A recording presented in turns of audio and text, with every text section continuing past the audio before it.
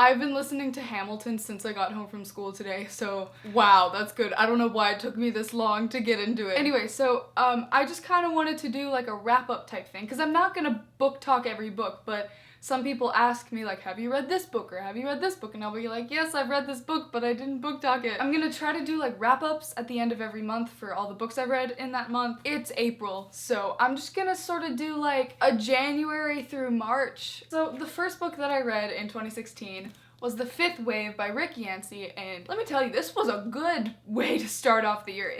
I wanted to finish it before I saw the movie, so I finished it in like the next day I saw the movie, and I kind of wish that I had paused because the movie was not very good compared to the book. If you don't know what The Fifth Wave is about, I should probably explain. It's about aliens, so if you don't like aliens, you should still read it because it's amazing. Basically, this alien ship comes one day, but they don't really do anything. They just kind of sit in the sky for like a week, and everyone's kind of like, hey, what you here for, fam? What do you want? And they don't respond. So and then one day everything dies. Like all the electricity, all the phones, all the cars, all the planes, everything that has a battery or an engine is just can't use it anymore. Second wave was an earthquake / tsunami thing. Third wave was disease. Fourth wave was the silencers. Which was when the aliens were like among them, but everything is very confusing until the end. So the fifth wave, I know what that is, but you don't, because you haven't read the book. Next book I have a book talk on, so I'm not going to talk much about it. Passenger by Alexandra Bracken. Time travel, pirates, cool people. Book talk. Go look at the book talk. And then I have yet to book talk this, but it is my favorite book of 2016 so far.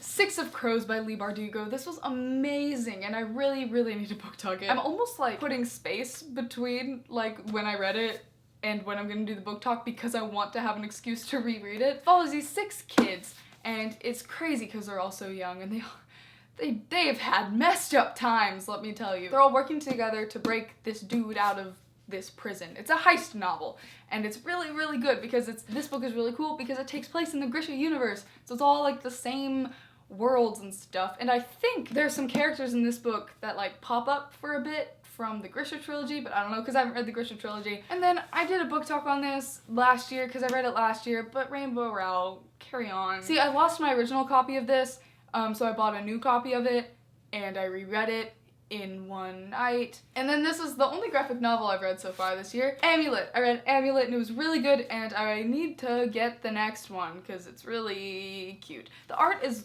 very nice, and it's I can't say that it's like super fantastic because it's only the first book, and but it did set up for a really, really interesting plot. I'm pumped. Hamlet by Shakespeare. This is so good. If you haven't read Hamlet, it's really good. We read it in English. I had never read the like thing in full before. I had read parts of it because I went to a performing arts school and we did stuff from Hamlet, but I had never read the whole thing, and I read the whole thing for English, and it was so good. I like annotated every single page, not because I had to, but because I wanted to. Hamlet's good. If you don't know what Hamlet is about, where have you been? Oh, this is such a complicated book to describe, but so King Hamlet is dead, right? Hamlet is the prince. King Hamlet's brother marries Hamlet's wife, who is now a widow. So Hamlet's uncle marries his mom. It's very weird. You know what Hamlet's about. And then after that, I don't have the physical copy of it because it doesn't exist, but I read Tales from the Shadowhunter Academy by Cassandra Clare, and alright, they should not have been like bonus content. It should have been in the front of Lady Midnight.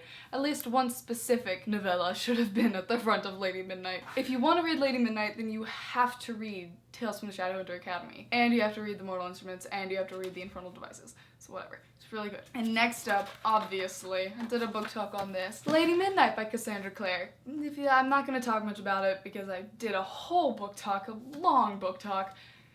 Go check it out! It's in the Shadowhunters universe. It's amazing. It's amazing.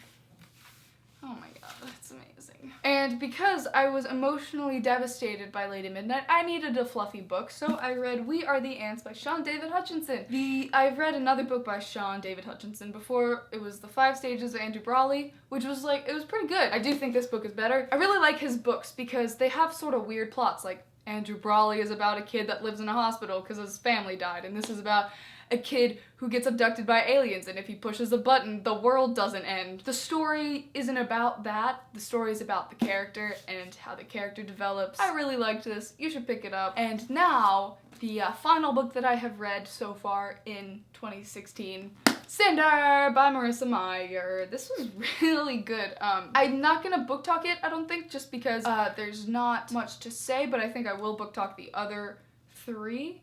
There are 3 more. There are 3 more. That's how you do math. 4 minus 1. 3. If you don't know, it's a Cinderella retelling, and the whole series is different retellings of different things, but they're all connected, and it's really cool. I love that Cinderella was a cyborg. That was awesome. There's like a plague happening. The only thing is that like I predicted a lot of things. I predicted the big thing at the end, but I feel like you were almost supposed to predict the big thing at the end. Right now, I am reading A Light by Scott Sigler, which is the sequel to Alive, which I talked about in my favorite books of 2015 video. That's hard to say. I don't know, I'm in a reading slump right now, so I'm kind of getting through it slowly. And now I want to talk about the books that I tried to read, but I couldn't get into, and I'll probably get back to one day. I started reading this right after I read Six of Crows, and that is Red Queen by Victoria Aveyard, and I was really upset that I didn't like this book because A, it's beautiful, this is a really pretty cover, and B, I know some people that really loved it, and they're all excited about this book, and I couldn't get excited about it. I felt like I'd read it before, but I might come back. We'll see. The second book that I tried to get into but couldn't, I'm really sad I didn't get into because, I mean, I've seen so many things on the internet about it, and I've seen so many people freak out. The Raven Boys by Maggie Stiefvater. Yeah, I only gave this 86 pages because I just wasn't in the mood for this. I think I was more in the mood for fantasy, and I wanted to not be in the mood for fantasy, so I read this. So that is all. Those are the books I've read and tried to read. I'm gonna go. Happy Vita. Have a good Wednesday. I'll see you later. Bye.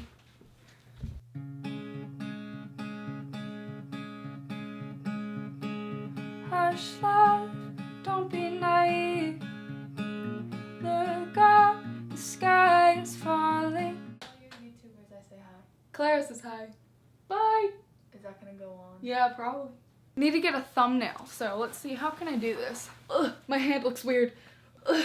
Oh no, oh no. That's as good as it's gonna get. See ya.